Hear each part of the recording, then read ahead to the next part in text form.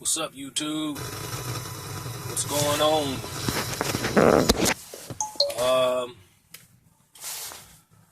I guess today we're going to be talking about Gnosticism. Different aspects and different forms of Gnosticism today. We're going to be talking about the beginning, the novice or the intermediate Gnosticism for beginners. Like I said, ever since I've been doing these videos, I'm going to talk about various things. I'm going to skim on a few aspects, mundane aspects. I'm going to get deeper and deeper and darker as I go into my videos. As in the future videos I mentioned, Grimoire. I mentioned, Enochian Grimoire, magic, dark and white magic or white and black magic, voodoo, seagulls and veves, Icelandic magic, Icelandic Grimoire. Neptunian science, just talking about the lighter version of Gnosticism, the lighter version of alchemy. But according to the Gnostic book, the Gnostic scriptures, ancient wisdom for the new age. According to that book by Bentley Leighton, this physical existence we're living now, which is the yang, is the world of darkness. Okay? This is not the world of light. Now we might perceive light as light, what we can touch, what we can see with our physical eyes. But these eyes are only neophytes. They only see what's apparent. In order for you to see beyond the physical, you got to start fertilizing your pineal gland. As I said, as I was talking about in my earlier videos before, and and it's other things too. Because every conscious person that's in this information, especially Gnosticism, understands that everybody has their own understanding of this demiurge that we're dealing with, because we are, like I said before, all of us are our own entity. Okay. All right. So today, like I said, we're going to be discussing this book I got. I've been having this book for a while. It's a pretty light book. I've read halfway through it. It's this book is right here. Gnosticism, new light on the ancient tradition of inner knowing. New light on the ancient tradition of the inner knowing. Stephen H. Hollier, or Stephen H. Hollier. Gnosticism. Okay. This is it. This literally changed. Gnosticism changed my whole. My entire outlook on life. And to get an even better view of this, have a Holy Bible next to you, because it's an anchor to the Bible. It's a reference. It's a correspondence to the Bible. Okay, that's how we read this shit. That's how we translate this shit. Okay, now there's another good book out there. I haven't shown it yet because I gave it to my brother. He's still reading it. But like I said, it's the Gnostic Scriptures, Ancient Wisdom for the New Age by Bentley Leighton. That book is a must-have. You must get that book because it explains Gnosticism on a astronomical level. It explains how this demiurge was made. It explains how you were encased in the physical bodies. It explains how your body was made up by different entities. It explains the different organs inside of your bodies are its own energies and entity sources. It explains that. It explains who a Yaldabaoth is and his demiurge authority figures. Now, according to Bobby and Panic and a couple more people, Yaldabaoth died about 10,000 years ago. I agree, but I disagree at the same time because, to my understanding, Yaldabaoth is the son of the mother. If he is the son of the mother, that means that he is made up of the same substance as melanated people. It's just that he was a pure entity, okay? So therefore, that entity cannot die. It can only be transferred. All right. So in other words, i.e., Yaldabaoth, the entity of Yaldabaoth was transferred into. He transferred himself into the authority figures, and he was inside of Cain, and then Cain laid with damn, I forgot the female name. Laid with Adam's wife or Adam's girlfriend. I think Sophie or Eve or whatever. But you guys know what I'm talking about. Then he made these counterfeit spirits. Okay? He lives through these counterfeit spirits in every authority and governmental aspect of your daily life. Okay? And the reason why I'm saying this is because this book explains Gnosticism on a much humane, everyday level. Okay? And it explains how the Gnostics, the original Gnostics, were killed all off. And the knowledge of the Gnostics is being used and personified by the enemies. Okay? Like I'm going to read a few pages out of this book here. So just bear with me.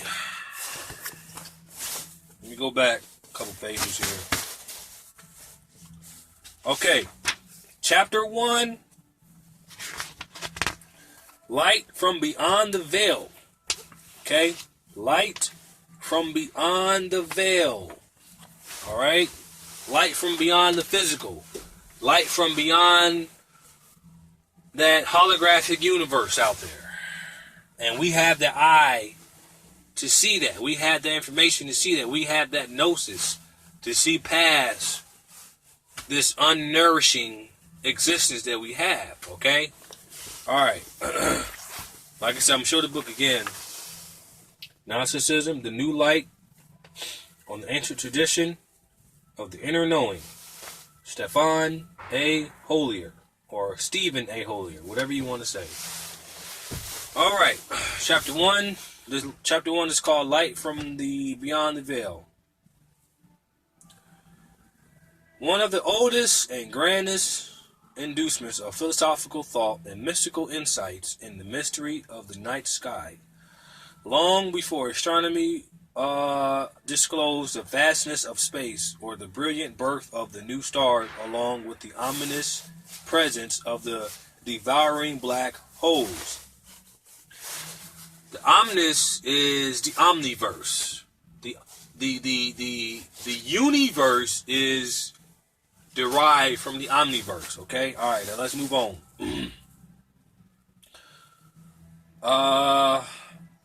Presence of devouring black holes. Okay, men and women looked at the dark star-encrusted vault of the heavens and drew inspiration from that vision. One of the images arising from the contemplation of the night sky is the contrast of the innumerable points of light with heavy blackness upon which they seem suspended. A dark bowl or lid seems to cover our world, enclosing us in dense, oppressive opacity. Yet, this inverted sphere is riddled with specks of light that are easily imagined as perforations in the black veil, hinting at a boundless world of light from where the light of the stars proceeds. There is a crack in everything. That's how the light gets in. So, sang Leonard Cohen in Anthem. His simple metaphor might easily have been uttered 2,000 and some years ago by the unusual and ever fascinating people who came to be known as the Gnostics. So basically they saying that the Gnostics, the original people, knew and they had and they mastered the knowledge of the universe as well as the omniverse. Okay? I said this before. Derided and persecuted as heretics, the Gnostics were reduced to a tenuous existence after the first and 4 Christian centuries. There we go again.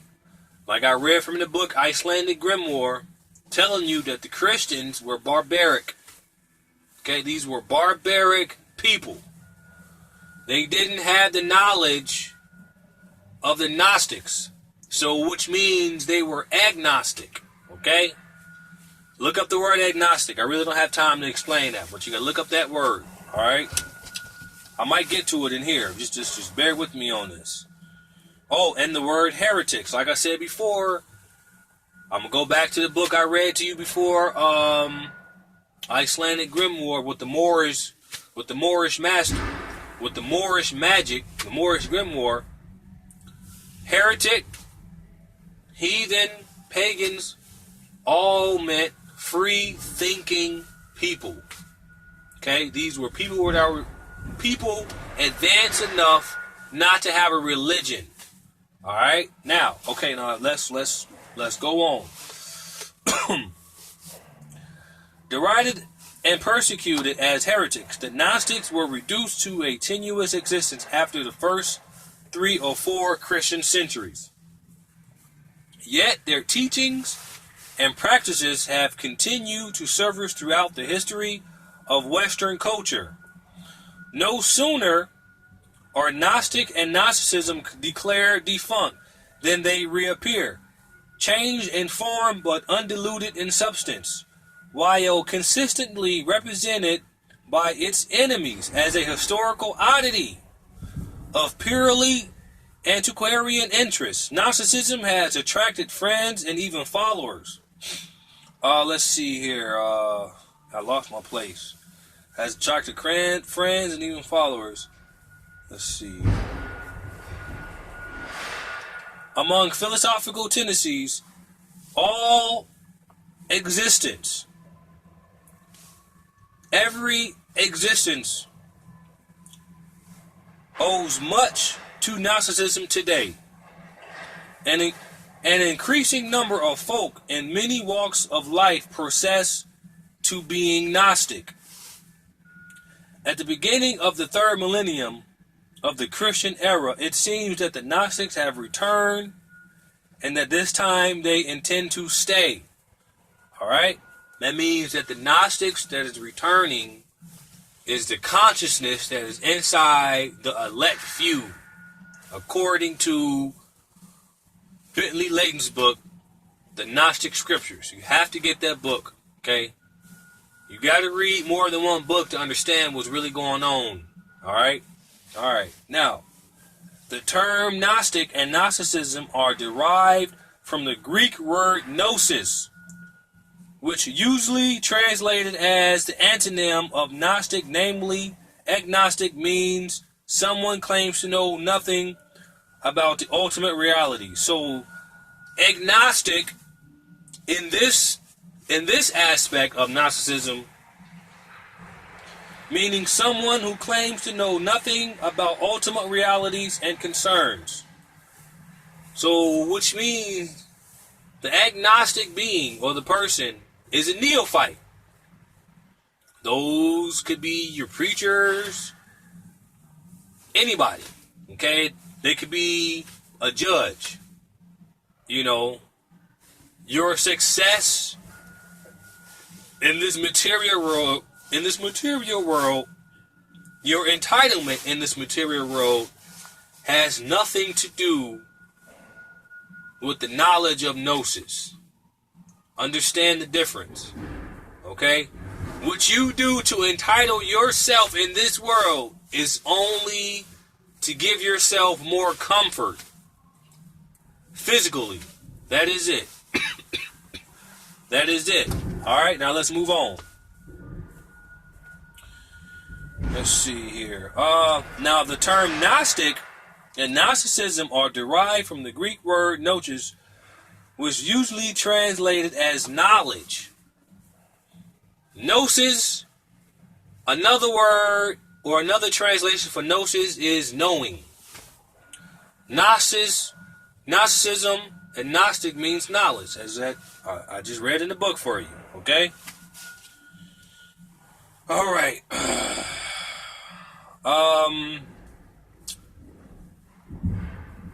Let's see here. We covered the agnostic meaning. Who claims? All right. By contrast, a Gnostic is often defined as a person who seeks salvation by knowledge. All right? Now, I just kind of explained that. The knowledge of the Gnostic seeks, however, is not rational knowledge. Even less, it is an accumulation of information. The Greek language distinguishes between theoretical knowledge and knowledge gained through direct experience. The latter is gnosis. And a person possessing or aspiring to this knowledge is a Gnostic. Alright? So you out here, you doing this work, trying to understand, you getting this, you curious, trying to get this knowledge, knowledge universe, you doing your magic, from your own imagination, your own will. You're a Gnostic. You're a gnosis. You're a Gnostic being. You're the elect few. You can see beyond the veil. You have your own truth. Alright? There's no other truth but your truth. Okay? Now we have like minds. But we can express our light in our own way. Alright? That's what that means. So in other words, you don't have to agree with everything C. Freeman L. says, or because I'm sure Bobby didn't agree with everything C. Freeman L. said, or Delbert Blair. And Bobby, said himself that he was a student of C. Freeman L. And I've seen Bobby sitting at Delbert Blair at some of his lectures. Okay? And I'm sure Brother Panic didn't agree with everything that Delbert Blair Bobby said, because he finally came to his own understanding, his own truth in this gnosis. Alright? That's what we all have. We are our own entity. We do not follow. We gather up information. We do our own work. We do our own research with it. We apply it within ourselves. And we elevate. Alright? Alright. Let's see. But yeah, that's only just a couple pages. And I've gotten to the middle of the book here. Just amazing. This is amazing, But yeah, get this book. Okay? Gnosticism, the new light on the ancient tradition of inner knowing. Stephen A. Holier.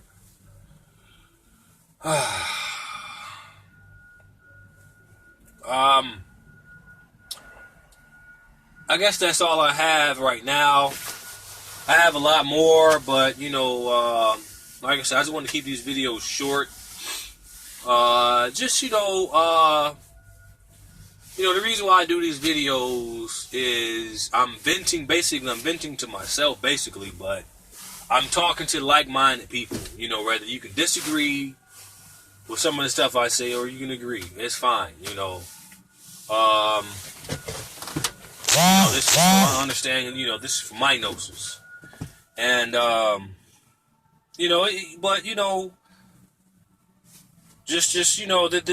this is it. Consciousness is exciting to me. Me and Brother Panic have that in common. I get excited when I'm reading this book. I was excited when I got this book. Let me see. I had this book for about 5 months already, so it's a pretty good book. And I've learned. You learn so much, and you get so much insight about this universe that we live in. And we get insight on the omniverse and so many different things that deals with your everyday life. So, as of now, as I'm speaking, we are gaining our consciousness day by day, coming forth by day. Okay, that's what that means. We are waking up day by day. And we're prepared to stay this time, and this is going to be a major cosmic shift, because since we are raising ourselves up, we are raising ourselves up to the Christ chakra. We're getting this Christ consciousness. We're getting this Christ knowledge. That means that our DNA is changing as well as the cosmos is changing. So when the cosmos is going to change, our realities are going to change. As above, so below. As within, so as without. Alright? Okay. Peace out.